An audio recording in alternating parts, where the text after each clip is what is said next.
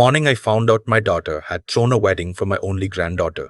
Without telling me, I was sitting on the back porch drinking coffee and watching a cardinal pick at the bird feeder I'd hung there 32 years ago.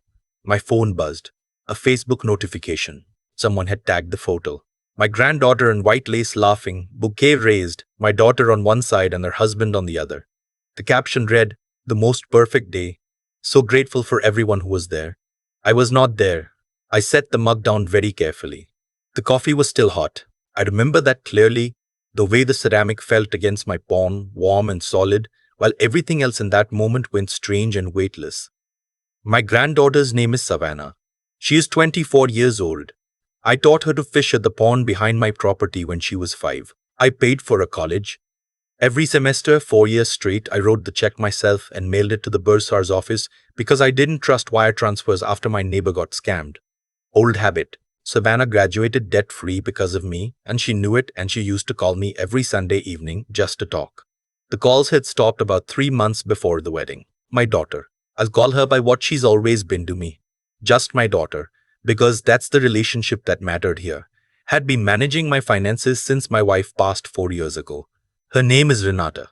She's 51, lives about 40 minutes from me, in a house I helped her buy when her first marriage fell apart. The second husband, Owen, never warmed to me. From the day Renata introduced us at a Christmas dinner 7 years ago, Owen looked at me the way a man looks at something he's waiting to deal with later. I am 68 years old. I spent 35 years as a civil engineer for the county. I own my house outright. I have a pension, a healthy brokerage account my wife and I built together over decades, and a small piece of farmland I leased to a neighbor. I am not a wealthy man in the way people mean when they say wealthy, but I am comfortable. I am more than comfortable. That was the problem, as it turned out. After I saw the photo, I sat on that porch for a long time.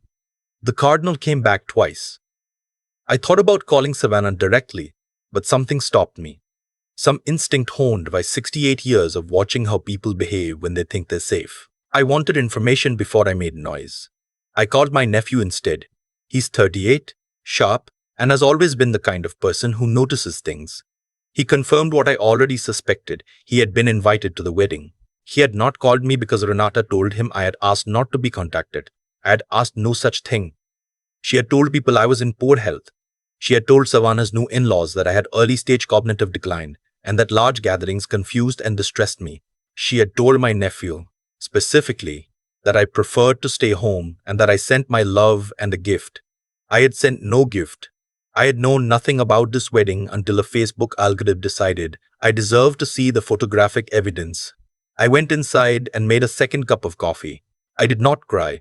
I am not a crier by nature, never have been, but I want to be honest. There was something moving through my chest that morning that I didn't have a name for. Not quite grief, not quite rage, something older and quieter than both. My wife would have known what to call it. I spent 3 days saying nothing. This was the hardest part. Every instinct I had said to pick up the phone, to call Renata and demand an explanation, to call Savannah and ask her directly whether she had known. But I didn't. I needed to understand the shape of what had been done to me before I let anyone know I understood it. So I started pulling threads. The first thing I did was log into my investment accounts, the ones Renata had access to since I'd added her as an authorized user the year after my wife died, when I was still raw with grief and not thinking clearly. I had trusted her. She was my daughter. She had sat with me through the funeral arrangements and the estate paperwork and the first terrible Thanksgiving. And I had thought, she is a good daughter, and she is helping me. What I found in those accounts stopped my breath for a moment. Over 14 months, there had been systematic withdrawals, small enough individually not to trigger my attention. I'll admit I had not been watching closely. Together, they totaled $63,000. The transaction notes were vague: family expense, home repair, medical. I had not had any significant medical expenses. I sat at my desk, the same desk where I did the county's bridge load calculations for 20 years, and I wrote everything down: dates, amounts, account numbers. I did it the way I used to document engineering errors, methodically, without emotion, because emotion makes you miss things. Then I called my attorney. His name is Sterling. He's been my attorney for 22 years. He handled the deed on my house, my wife's estate, my lease agreement with the neighbor who farms my land. He is unhurried and precise, and when I laid out what I had found, he did not make any dramatic noises. He just said, Theodore, I need you to freeze those accounts today and not say a word to your daughter until we've talked again. Theodore is my name. I go by Teddy to most people. I didn't correct him. I froze the accounts that afternoon. I also, on Sterling's advice, quietly contacted the bank where Renata and I had joint access on a secondary checking account, a holdover from when I'd set it up to make it easier for her to pay my utilities and property taxes while I was recovering from knee surgery 2 years ago. That account had a balance that was significantly lower than it should have been. Sterling connected me with a forensic accountant named Beverly. She was in her 50s, efficient, and clearly had seen this particular situation before. She did not look at me with pity. She looked at me with focus, which is what I needed. Over the following 10 days, Beverly traced the money. The 63,000 from my investment accounts, another 22,000 from the joint checking. A life insurance policy my wife and I had taken out in the 90s with me as beneficiary that had been quietly cashed in 11 months ago using a power of attorney document I had absolutely no memory of signing. That document was the one that made Sterling go very still on the phone. Theodore, he said, I need you to look at your signature on that POA and tell me if that's your handwriting. It was not my handwriting. Someone had forged my signature on a power of attorney document and used it to cash in a life insurance policy worth $40,000. I want you to understand something about that moment. I am a practical man. I process things in a practical way, but there is something about being told that someone has not only stolen from you, but has done it by pretending to be you, by copying the loops and slants of your hand that lands differently than a simple theft. It felt like a particular kind of erasure, like they had decided that what I thought and wanted and chose simply did not matter. That I was just a name on a document, a signature to be replicated, a source to be managed. I thought about the cognitive decline story Renata had told people. I thought about it very carefully. She hadn't just stolen money. She had been building a story, a preemptive story. If I ever raised my voice about any of this, if I ever said something isn't right here, she had already laid the groundwork. Confused old man, early cognitive issues. Doesn't always understand what he's signed, doesn't remember things clearly. The wedding exclusion had been part of it. Keep him isolated. Keep him out of sight. Keep him out of sight. Keep the social circle informed that he's declining, so that if he ever starts talking, people are already primed to discount what he says. I had been paying careful attention to the wrong thing. I called Savannah. This was not on Sterling's advice. Sterling would have told me to wait. But I am 68 years old and Savannah is my granddaughter, and I had taught her to fish. And I needed to know whether she had been part of this or whether she had simply been told, as everyone else had, that Grandpa was confused and preferred to stay home. She answered on the second ring. Her voice was bright, and then it wasn't. She could tell from my tone. I asked her one question. Did you know I wasn't told about your wedding? There was a pause that lasted long enough for me to understand she was choosing her words. Mom said you didn't want the noise and the crowd. She said you'd asked to just get a card and the photos after. I asked for no such thing, I said. Another pause. Savannah, I said, I need to ask you to be honest with me. Has your mother ever told you that I have memory problems? That I'm confused or declining? She was quiet for a moment that stretched out long and uncomfortable. Then she said softly, she mentioned a few times that you were having some senior moments, that you sometimes said things that didn't make sense. I told her I was fine. Entirely fine. I told her I wanted her to know that, from me, directly, before she heard anything else. Then I told her I loved her, congratulated her on her marriage, and said I would be in touch. I hung up and sat in my workshop for a long time, turning a piece of scrap oak over in my hands. I used to woodwork with my wife on winter weekends. It helps me think. Sterling moved quickly once Beverly had the full accounting. The forged POA was the clearest criminal exposure. Forgery and fraud. State charges, not something that could be waved away as a family misunderstanding. The account withdrawals layered on top of it. Sterling drafted a civil suit as well. Conversion, breach of fiduciary duty, financial elder abuse, which is its own specific tort in my state and carries enhanced penalties. I had not thought of myself as an elder being abused. I had thought of myself as a man who had been robbed by his daughter. But the law sees it a certain way, and Sterling explained that the classification actually worked in my favor, procedurally, and I am a practical man, so I let the law see it however the law needed to see it, We filed on a Tuesday. Renata found out that afternoon from her own attorney, who called Sterling and began the predictable sequence of overtures. This was a misunderstanding. The POA had been legitimate, and the documents could be produced. The account transactions were for approved family expenses that I had verbally authorized. Perhaps a family meeting could resolve things. Sterling told them we would communicate through counsel going forward. That evening, Renata called me. I let it go to voicemail. She called 3 more times. Owen called twice. Then Renata sent a text message that read, "Dad, please call me back. I need to explain. We were just trying to help. You weren't keeping track of things and we were worried." I read the message twice. Then I put the phone face down on the kitchen counter and went to make dinner. I want to be honest about what the following weeks were like, because I think it would be dishonest to tell this story as if I was unbothered. I was bothered. I am a 68-year-old man who built his life around his family, around a marriage of 41 years, around a daughter he drove to swim practice at 5:30 in the morning for 7 years, around a granddaughter he taught to bait a hook and parallel park and read a topographic map. The fact that Renata had done this did not cancel those years. Both things were true at the same time, and holding both of them at once was the hardest part of all of this. My nephew came over on the second weekend. He brought soup his wife had made, which was unnecessary but welcome. We sat at the kitchen table, and I showed him the documentation, because I needed at least one family member to see the shape of what had happened before the legal process made it public. He was quiet through most of it. At the end he said, "Teddy, I'm so sorry I didn't call you about the wedding." I told him that wasn't his fault. And it wasn't. He had been lied to too. Savannah called me back the week after I'd spoken to her. This time she'd had time to think.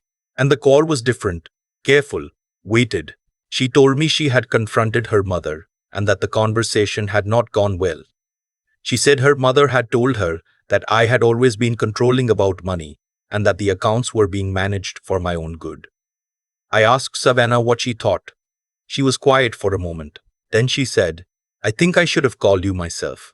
I should have called you and asked you directly instead of just taking what Mom said is true. I'm sorry, Grandpa. I'm really sorry." I told her there would be time to talk through all of it.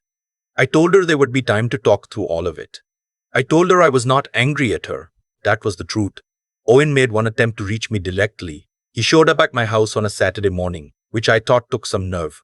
I saw his car in the driveway from the workshop window and I walked out to meet him because I was not going to hide in my own home. He started talking before he was fully out of the car. He used the word misunderstanding 4 times in the first minute. He said Renata was devastated. He said they had only been trying to look out for me. He said he hoped we could keep this in the family and not let lawyers turn a family situation into something ugly. I waited until he was finished. Then I said, "Owen, my attorney has advised me not to discuss the case. I'd ask you to leave." He stood there for a moment, recalculating. Then he said, "Teddy, be reasonable. This is going to destroy your daughter." "Owen," I said, "that's not something I did." He left. Beverly's final accounting showed a total of $127,000 that had moved out of accounts I controlled and into accounts associated with Renata and Owen in a 14-month period. Some of it was traceable to specific expenses. Owen had used one transfer to pay down a line of credit on their second property. Some of it was simply gone into their household cash flow, which was, Beverly told me, the typical pattern. It starts as borrowing, with genuine intentions to repay, and then becomes so routine that the line between their money and yours simply stops being visible to them. I have thought about whether I believe that. I have thought about it seriously, because I am trying to understand the full truth of what happened, not just the part that makes me the victim and Renata entirely monstrous. The truth, as best I can piece it together, is probably more complicated.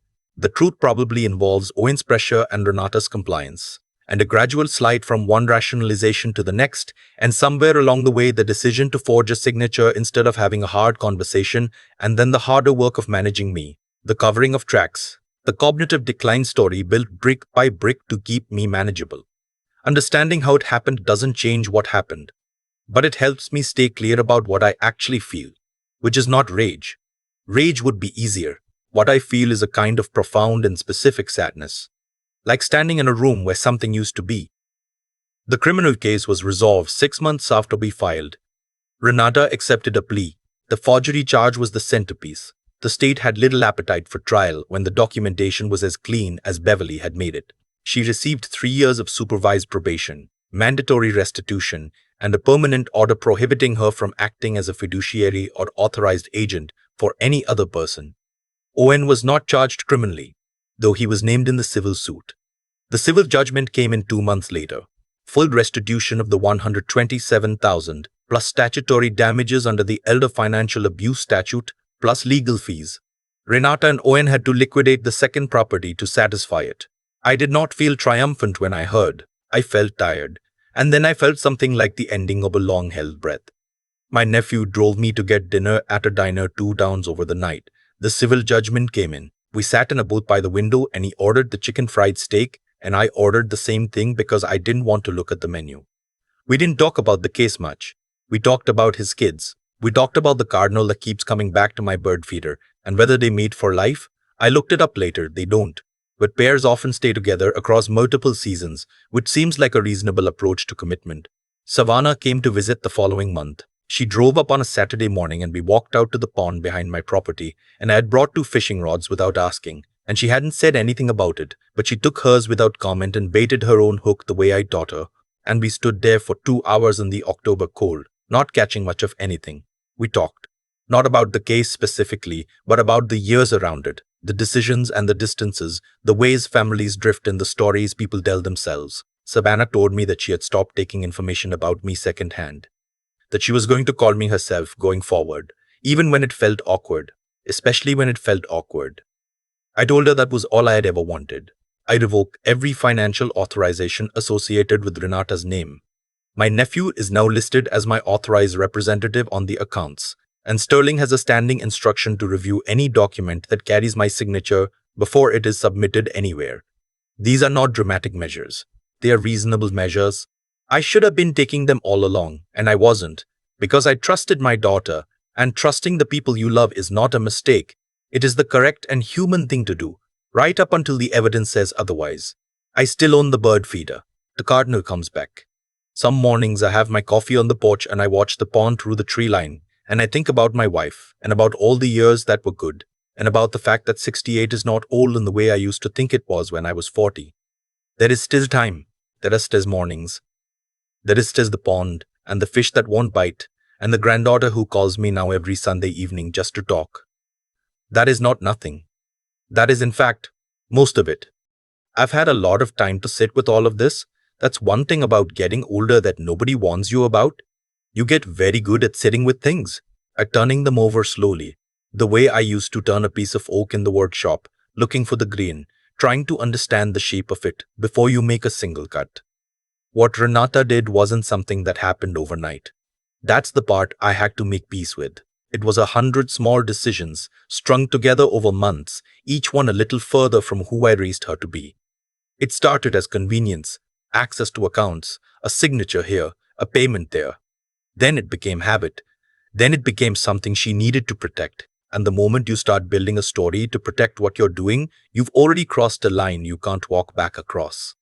I think about the cognitive decline story the most, not because it was the cruelest thing, the forged signature was technically worse, but because of what it reveals about how a person justifies things to themselves. To tell people your father is confused, that he doesn't understand what he's signing, that large gatherings distress him. That's not just a lie, that's a preemptive erasure. It's deciding that another person's mind doesn't fully count anymore, so that whatever you take from them is easier to live with. I refuse to let that stand. Not out of anger, but out of something simpler. I knew who I was. I knew what I had built, and what I had built, and what I had decided, and what I had never signed. And I had enough left in me, enough stubbornness, enough years of solving problems with a pencil and the legal pad to do something about it. That's what I'd want anyone to take from this, if they're taking anything at all. Not that families are dangerous, not that you should stop trusting the people you love. Trust is not the mistake. The mistake is letting trust become passivity, letting it mean that you stop paying attention, stop asking questions, stop checking whether the people who have access to your life are handling it the way you would handle it yourself.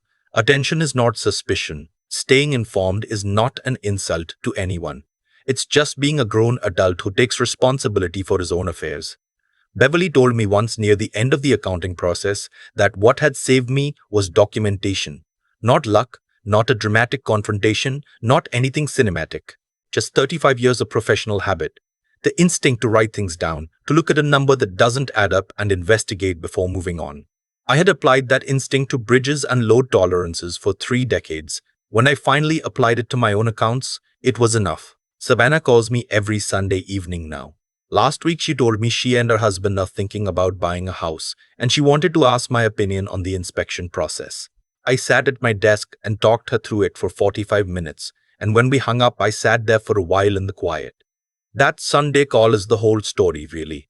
Not the legal's judgment, not the restitution, not Owen driving away from my driveway with nothing left to say. The whole story is that my granddaughter still calls me, and I'm still here to answer. Some things you lose, and they stay lost. Some things you hold on to with both hands, and they hold on to you right back. Knowing the difference, that's the only wisdom I've actually earned.